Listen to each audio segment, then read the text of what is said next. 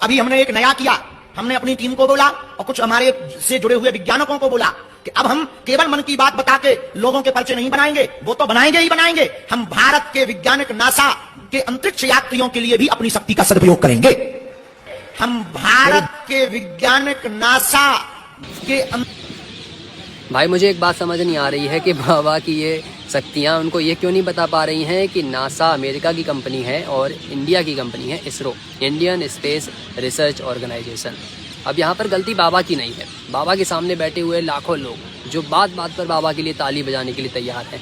बाबा ने कुछ भी कह दिया, बाबा के लिए ताली बज गई। बाबा ने किसी भी अंडसंड भाषा का प्रयोग कर दिया। और यहाँ पर सिर्फ बाबाओं की, बाबा कैटेगरी की बात नहीं है, किसी भी ऐसे व्यक्ति की, किसी भी नेता की हो सकती है, किसी भी इन्फ्लुएंसर की हो सकती है, किसी भी एक्टर की हो सकती है कि हमारे यहाँ पर लोगों को इतना पूजा करने में इतना व्यस्त कर दिया गया है कि ज़मीन की पूजा करो, पेड़ की पूजा करो, पर्वत की पूजा, मूर्ति पूजा, आकाश की पूजा, कि लोग जिसको भी देखते हैं पूजा करने लगते हैं, उसको भगवान मानने लगते हैं कि भैया ये जो कह रहा है यही सत्य है, इसको तो भगवान जानते हैं, इसका भगवान से डायरेक्ट कनेक्शन है या फिर ये खुद ही भगवान है।